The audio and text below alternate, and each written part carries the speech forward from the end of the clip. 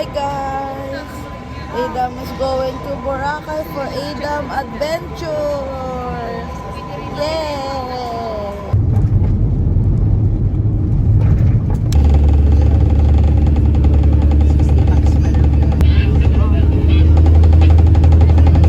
Guys, so andito na kami sa hotel. Sobrang ganda.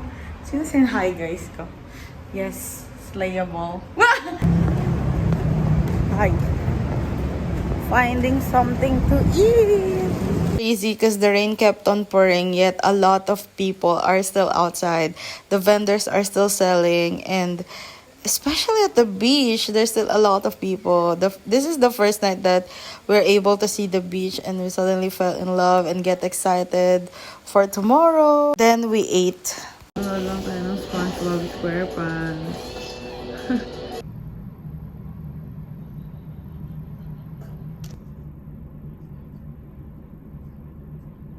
Changes so quickly. One moment we're having breakfast on a sunny day, and then another moment we're out there in the beach and it's raining, it's pouring so hard, and at first I get really frustrated because it's our first time there, so why not make it sunny? But I realized that being able to go to Boracay is a huge thing. Being able to explore Boracay and see the beauty of it, whether the weather is sunny or it's raining, it's a privilege, and I got to be more grateful to be able to swim while it's raining, to be able to explore even though it's raining. It's so much fun, and it's giving me like a shift to be grateful.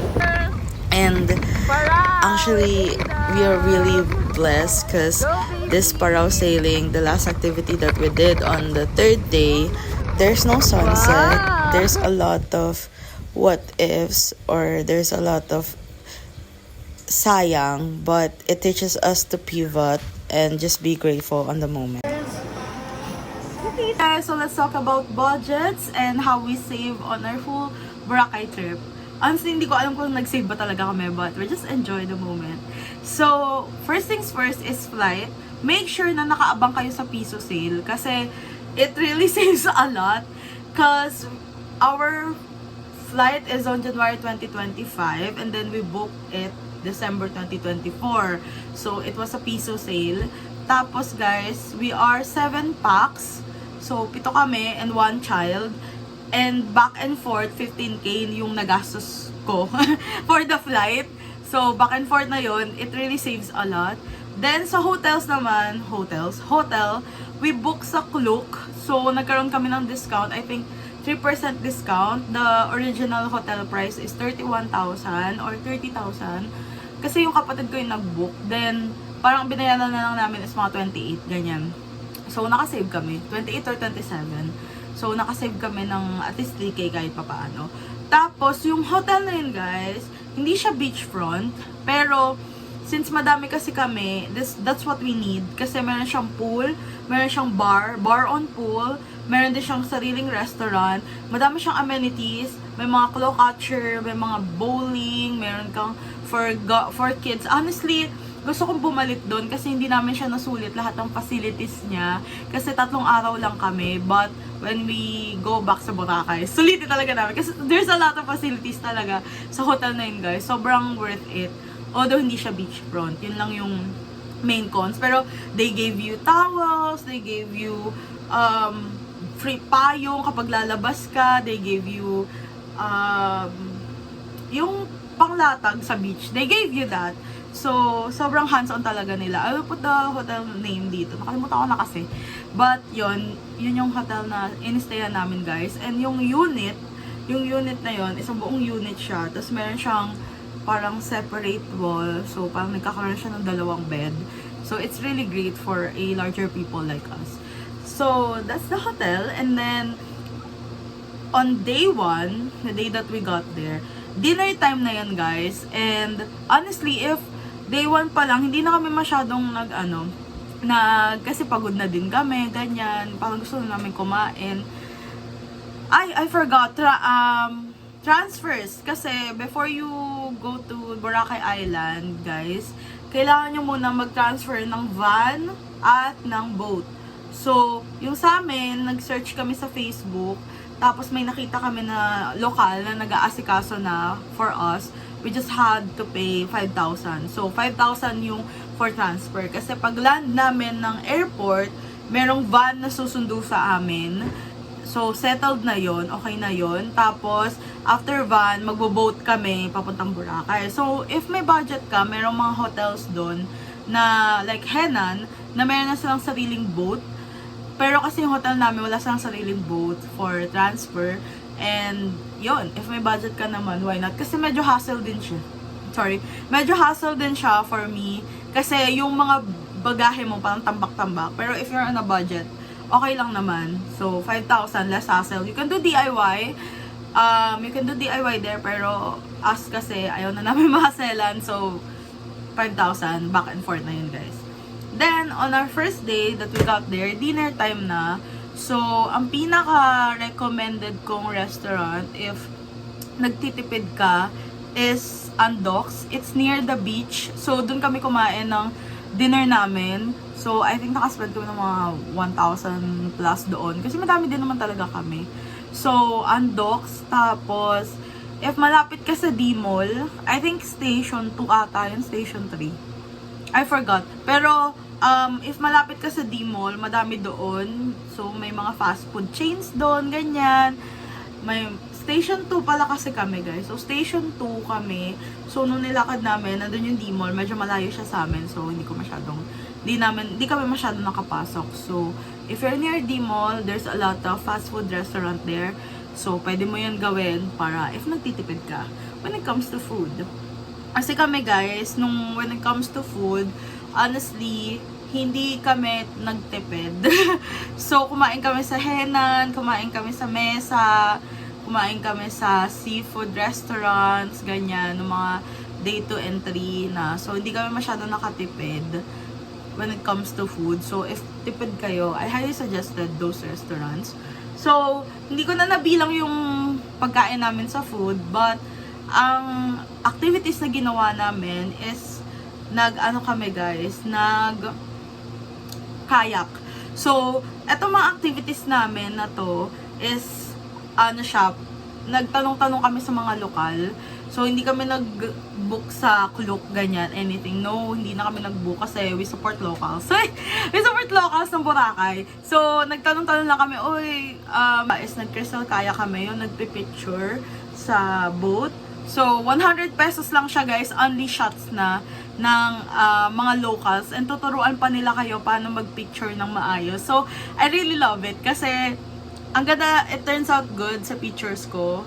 Although, yung phone case ko lang may problema that time. Pero, the photo really turns out good. Sulit na sulit for 100 pesos.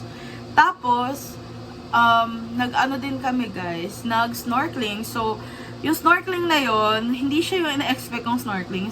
First time ko mag-snorkeling actually, pero hindi yun yung nakikita kong snorkeling. Pero kasi parang nag-aano lang si kuya, nagbo-boat.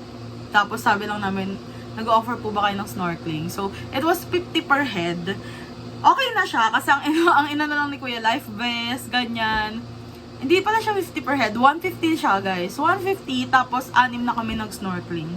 So, sobrang tipid, pero kasi dun lang kami sa may bandang, basta nakakatakot siya, guys. Pero if you want na para makita lang yung fishes, I highly suggest na magtanong-tanong kayo sa mga locals na nasa pool, yung nagagana-gana ng boat. 150 lang yung binayad namin for 6 persons. Tapos, ano pang ginawa namin? Nagparaw. Okay, etong paraw na to, guys, if magpaparaw sailing kayo, ang ganda kasi talaga ng paraw sailing, highly suggested. Para magparaw sailing kayo ng mga hapon na para sa sunset. Wala kasi kaming sunset. Pero ayan, paraw sailing, if magpaparaw ka, make sure na pumunta ka dun sa mga nag-aayos ng boat. So, I'll just put the description kung ano yung sinakyan naming boat. Kasi, kapag nagtanong-tanong ka sa mga locals, although yung mga nag-iikot-ikot sa beach, medyo nakwento kasi sa amin ng nagparaw sa amin na medyo sila daw yung dehado kapag gano'n. Hindi naman hindi natin sinusupport, pero kung sabi nila, if ever daw, mas okay na sa kanila ka mismo pumunta sa pagpaparaw. So, guys, nasa ano lang ata siya, basta nasa may pinakadulo, mag-as lang kayo sa yung mga nagpaparaw sailing, and doon na kayo sa kanila mismo. Sa boat nila mismo, kayo magtanong, sa boat nila mismo na kayo magbayad. So, nagbayad kami ng mga 900 at or 800. Tama ba? 900 or 800? Or 700 per person. I forgot. Pero baka nasa ganun siyang 700 per person ba yun? I forgot. Let me double check. Pero, ayun guys. Nasabi nila sa amin na doon na kayo direct lang sa boat. Pero yung Parao kasi, I think much expensive siya. Pero mas masaya siya na lahat ng activities na ginawa namin sa Boracay.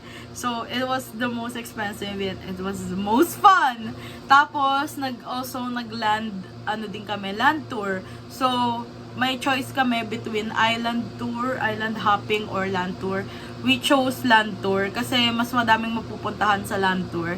So, nag-rent lang kami ng tricycle for 1 hour. I think mga 1-3 siya.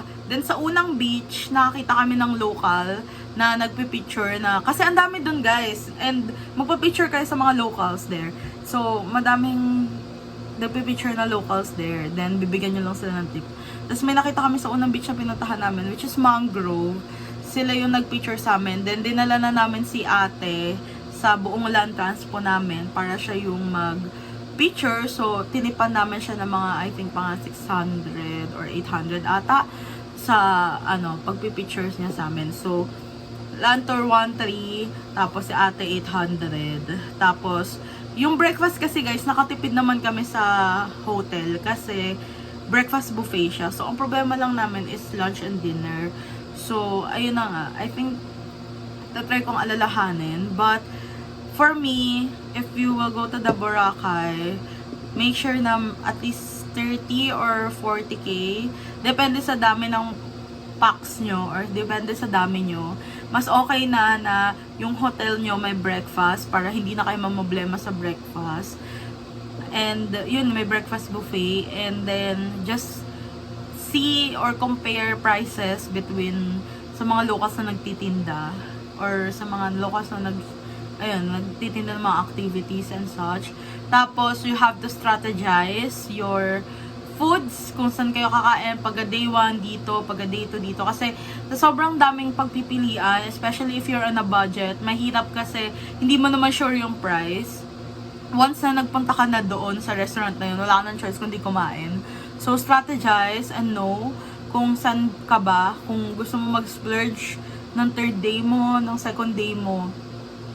Madami doon na seafood restaurant. If not naman, you're on a budget.